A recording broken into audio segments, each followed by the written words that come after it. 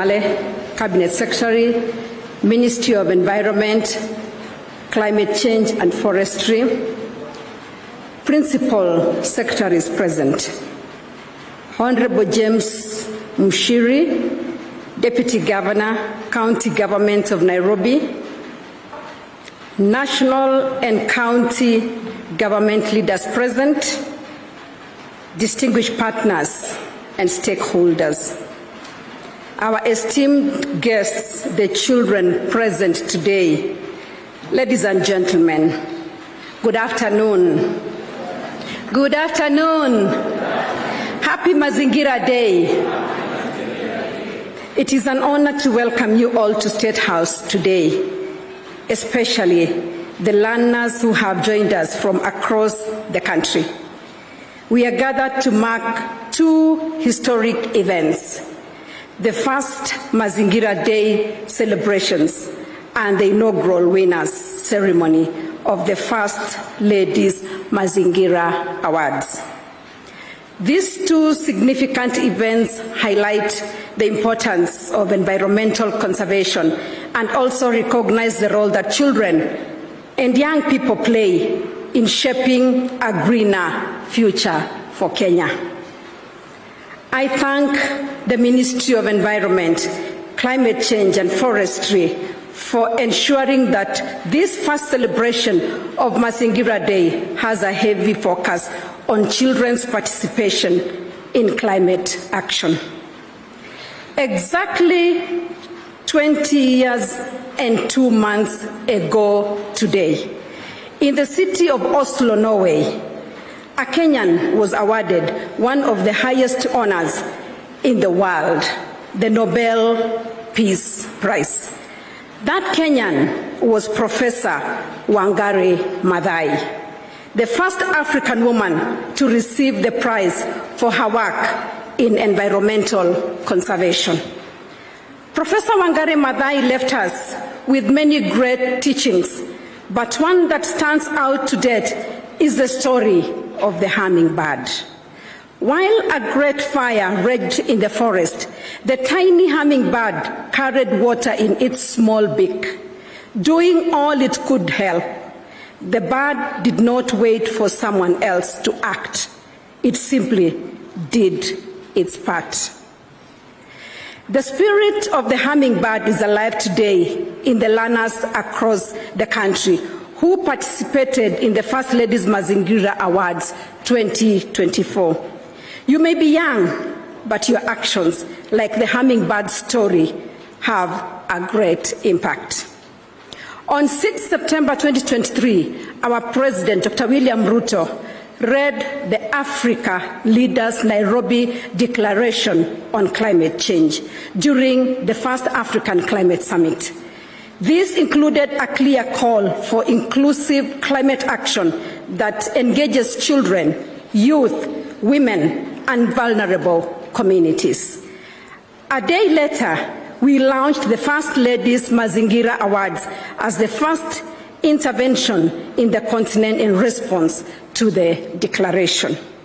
This morning, I shared with our President about our award ceremony today, and he was delighted to learn that one of the resolutions from the African Climate Summit has already been fulfilled through our learners. Ladies and gentlemen, climate change is the single greatest challenge facing humanity and demands urgent action from all of us.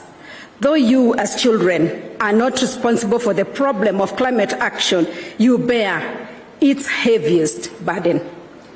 In 2022, when Kenya faced its worst drought in 40 years, it was our children who suffered the most.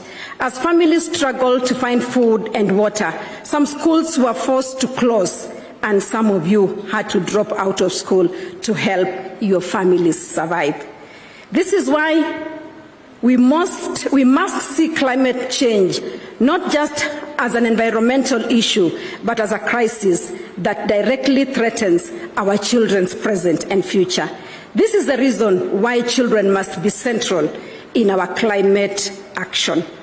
In December 2022, our President launched an ambitious plan to plant and grow 15 billion trees by 2032 to raise our national tree and forest cover to 30%.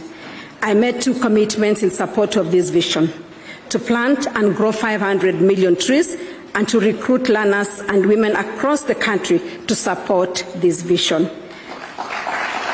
As participants in this award, you are now part of the Green Army that will protect and nurture our environment. As the mother of the nation, I'm focused on amplifying the voice of children in Kenya by advocating for your protection, provision, and participation.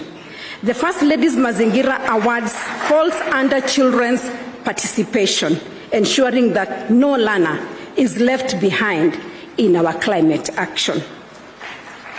My office has further launched additional initiatives towards the improvement of the welfare of our children. The Mama Kitchen Garden Initiative aims to improve nutrition for children by growing nutritious vegetables and fruits at the household and school levels. The first demonstration farm at State House, Nairobi, is operational, and the project will soon be rolled out to schools across the country. I was actually thinking, Bwana CS, that if some of you will not be very busy after this, we can go across and see the State House Kitchen Garden. Even the learners, you're welcome to come and see what we are doing here. Ladies and gentlemen, the winners we will be awarding today are confirmation that if we give children a chance, we will get better results for our community and nation. The creative expression of learners that will be displayed today is thought-provoking and gives us fresh perspectives. In this first year, the awards attracted participation from over 1,000 schools across Kenya. Going ahead, we want to exponentially grow the number of schools and learners engaged. I want to thank the technical working group and the judging committee who supported in designing this challenge and reviewing applications. The judging committee has informed me that some of the winners come from far-flung border counties. This shows that our message of environment conservation and climate action is resonating across the nation. I will close my remarks with the words of President Barack Obama, and I quote, "We are the first generation to feel the impact of climate change and the last generation that can do something about it. As you go back to your schools, we are sending you as our ambassadors to advocate for climate change and conservation in your communities." Congratulations to all the winners. God bless you. Once again, I just want to thank everybody for being here today, and all the participants and winners, and everybody that played a part to make sure that this day is a success. We thank the Almighty God for bringing all of you safely from your counties to State House Nairobi, and I know that the Lord will take you back. I like to say that when you see a good event like this, there's somebody who has burned the midnight oil to make sure that this is happening. Thank you, CEO Mama Doing Good Elizabeth, together with your team. Thank you, Chief of Staff Mary, together with your team. And thank you, all of us, for a successful day. Happy Mazingira Day again.